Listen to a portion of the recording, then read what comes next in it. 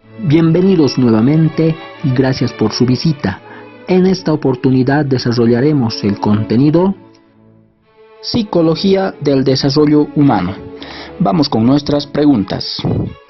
¿Qué estudia la psicología del desarrollo humano? ¿Qué aspectos toma en cuenta? ¿Cuáles son las etapas del desarrollo humano? Comencemos.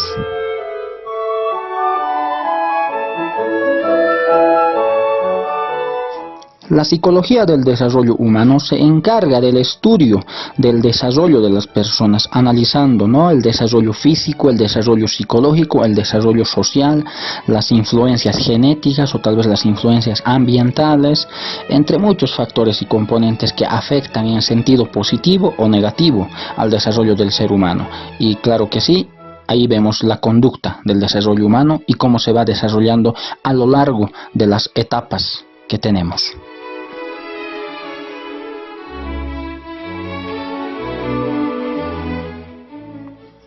Los aspectos que toma en cuenta la psicología del desarrollo humano para su estudio son muy amplias y muy variadas. Por ejemplo, mencionamos que toma muy en cuenta las influencias genéticas o las herencias, y también por el otro lado las influencias ambientales, ¿no?, la influencia social también, y también las diferentes perspectivas, que son varias teorías, varios puntos de vista. Por ejemplo, ahí está la perspectiva de Sigmund Freud, la teoría psicosexual, ¿verdad? Otra teoría del desarrollo, tal vez del aprendizaje, desarrollo cognitivo de Jean Piaget, el desarrollo social de Erik Erikson, también hay otro sociocultural de Vygotsky. Varias teorías también son tomadas en cuenta. También las técnicas de investigación, ahí podemos encontrar la observación natural, la observación en laboratorio, ahí están los estudios de caso también. Puede ser otro, el estudio etnográfico, el estudio transversal, el estudio longitudinal y el estudio secuencial. Varios aspectos entonces toma en cuenta la psicología del desarrollo humano para el estudio. Veamos algunas de estas. Bien, veamos la observación natural y del laboratorio. La observación natural consiste en realizar la observación a aquellas personas en su ambiente natural, en el que se desarrollan naturalmente, mientras que la observación de laboratorio o en laboratorio consiste en llevar a determinadas personas o a determinada persona a un laboratorio. Esto ya puede ser a un gabinete psicológico donde se puede aplicar diferentes reactivos, y ahí estamos en el campo de la psicología experimental que en el anterior contenido habíamos desarrollado. Cada una de estas presenta sus ventajas y desventajas. En la observación natural, por ejemplo, vamos a ver la verdadera conducta de la persona o de las personas que se está observando. Mientras que en laboratorio, tal vez las conductas van a ser muy artificiales, muy artificiosas. Pero la ventaja también de la observación en laboratorio es que vamos a poder estudiar, o se va a poder estudiar los aspectos concretos que se quiera estudiar. Mientras que en la observación natural también es la desventaja que no podamos estudiar algunos aspectos específicos de las personas observadas, si éstas no manifiestan lo que queremos ver. Ambas presentan sus ventajas y desventajas. Los estudios de casos son aquellos estudios o investigaciones realizadas en aquellos casos especiales, podría decirse también casos únicos o individuales, que pueden ser aplicadas esas investigaciones, los hallazgos encontrados, a personas de similares características, también especiales o también con los mismos rasgos individuales o casos. La ventaja de estos estudios es que nos ofrecen información detallada, información muy útil, muy pertinente. Puede investigar, ¿no?, diferentes aspectos del comportamiento de estos casos, se podría decir. Pero la desventaja, como anteriormente ya lo habíamos dicho, que simplemente los hallazgos encontrados en esta investigación, ya sea información necesaria para el tratamiento o para la rehabilitación de ciertos casos, simplemente va a poder ser aplicado en personas de similares características o que tengan el mismo caso. Por ejemplo, podemos mencionar muchos casos de personas que tal vez vivieron y se desarrollaron en un ambiente aislado de la sociedad, algunos tal vez se criaron con animales. Bueno, hay diferentes casos muy particulares y muy interesantes. El estudio etnográfico es un estudio realizado a profundidad, una investigación profunda de una determinada cultura, se podría decir, de una determinada etnia, y esto se utiliza combinando, por ejemplo, los métodos de la observación, pero donde el observador también se vuelve participante, se vuelve de la cultura, se integra a esa determinada cultura que se quiere estudiar. Y ahí se sumerge, por ejemplo, en sus relaciones de esa sociedad o de esa cultura, de esa etnia, en las costumbres, en las creencias, las tecnologías que tiene, las artes, las tradiciones. Esto constituye una forma de vida de una sociedad. Ahí están los investigadores etnográficos que quieren investigar una cultura y se adentran, se vuelven parte de esa cultura. Estos estudios etnográficos son para describir las particularidades, como ya habíamos dicho, toma en cuenta las influencias genéticas y del otro lado también las influencias ambientales o culturales son muy fuertes, y con esto se puede sacar muy buenas investigaciones y muy buena información. El estudio transversal se refiere a aquellos estudios realizados, aquellas investigaciones en donde los datos se toman de las personas de diferentes edades. Son estos datos recolectados al mismo tiempo, de diferentes personas de diferentes edades, y se obtienen, podríamos decir, patrones de conductas que son estudiadas. Por ejemplo, se puede tener los datos de cómo generalmente la mayoría de los niños tienen una forma de conducta, mientras que los adolescentes de diferentes lugares, podríamos decir, tienen una determinada conducta que es muy diferente, por ejemplo, al de un adulto mayor o de un adulto intermedio. Esa es la ventaja del estudio transversal, que puede mostrar diferentes patrones, y este estudio es una forma económica de realizar, podríamos decir. Se obtiene rápidamente los datos y no existe problemas de desgaste o de pruebas repetidas, por ejemplo. Si es que utilizamos un poco de la estadística, la muestra, hay que tener muy buena base también para realizar estas investigaciones. Los profesionales están capacitados para eso. La desventaja es que esto puede enmascarar algunas particularidades. No podemos estudiar con esto algunas particularidades, ya que estamos tomando una muestra, podríamos decir, o estamos estudiando a diferentes personas de diferentes edades, al mismo tiempo estamos recogiendo algunos datos, entonces tal vez no vamos a poder precisar exactamente las diferencias individuales de persona a persona. En cambio, el estudio longitudinal es aquel estudio realizado donde los datos se obtienen de la misma persona o de las mismas personas durante su desarrollo en un largo tiempo. ¿Cómo se van desarrollando estas personas? Las personas estudiadas, y esto por un periodo, diríamos, relativamente más largo de tiempo, ¿verdad? Tenemos que ver a una persona como de la niñez pasa a la adolescencia, de la adolescencia a la adultez, es harto tiempo.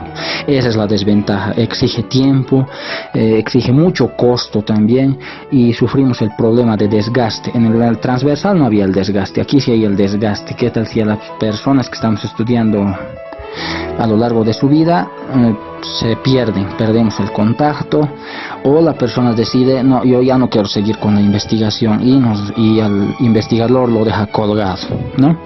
Pero la ventaja es que se puede demostrar la continuidad del cambio con la edad. Esto quiere decir, podemos precisar exactamente esa persona de qué edad a qué edad aproximadamente es notable ese su cambio en el comportamiento, en su conducta.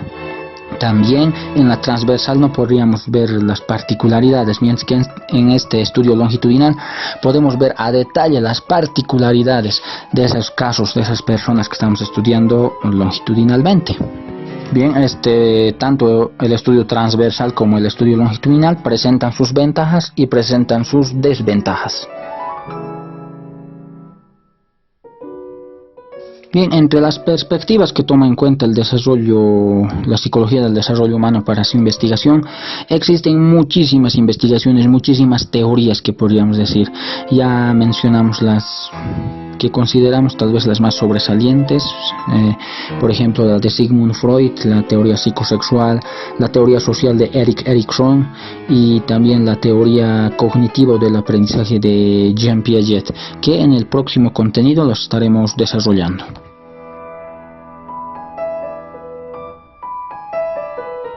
Bien, para ver cuáles son las etapas de la vida del desarrollo humano, las diferentes etapas de nuestro desarrollo, encontré diferentes clasificaciones muy variadas, tampoco muy variadas diríamos, sí son variadas con diferentes nombres, diferentes parámetros de edades aproximadamente, pero haciendo una generalidad, muchos concuerdan casi en lo mismo generalmente, pero me permití escoger entre ellos el que me pareció más adecuado según mi criterio, y este lo encontré en el libro de Psicología del Desarrollo Humano de Daniel Papaglia, que son las siguientes etapas, ¿no? Muchas incluso no incluían la etapa de la muerte y me dijeron que es importante esa etapa. Bueno, esa más está incluida al margen del libro que les mencioné. Entonces las etapas del desarrollo humano van a ser las siguientes. Comenzamos con la etapa o el periodo prenatal, que constituye desde la concepción hasta el nacimiento.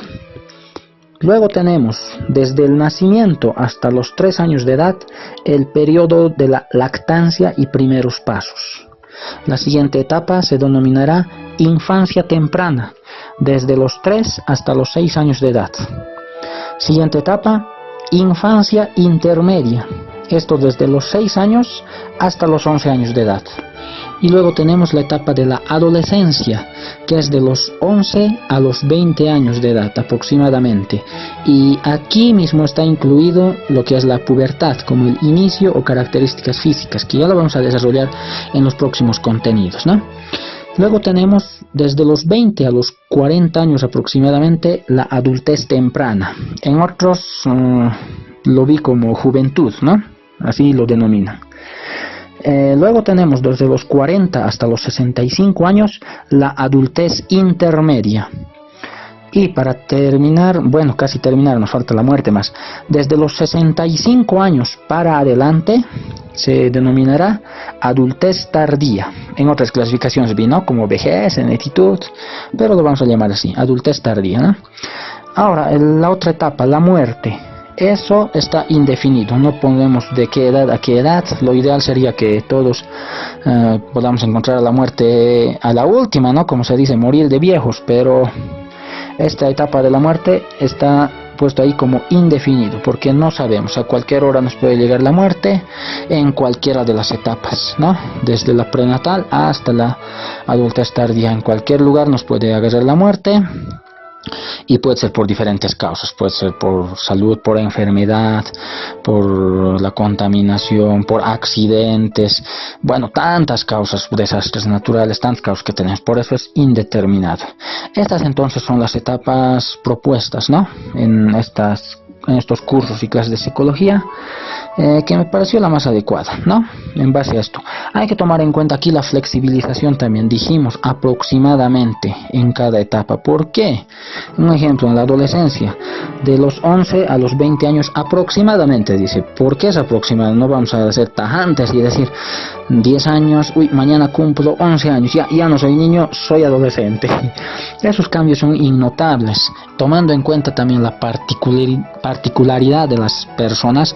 Hay algunas personas que más tempranamente se desarrollan y pueden ser adelantados en lo físico y tal vez en lo psicológico también maduran de una manera sorprendente, mientras que otras tal vez tanto orgánicamente, físicamente o psicológicamente el desarrollo no es uniforme, tardamos tal vez algunos en desarrollarnos.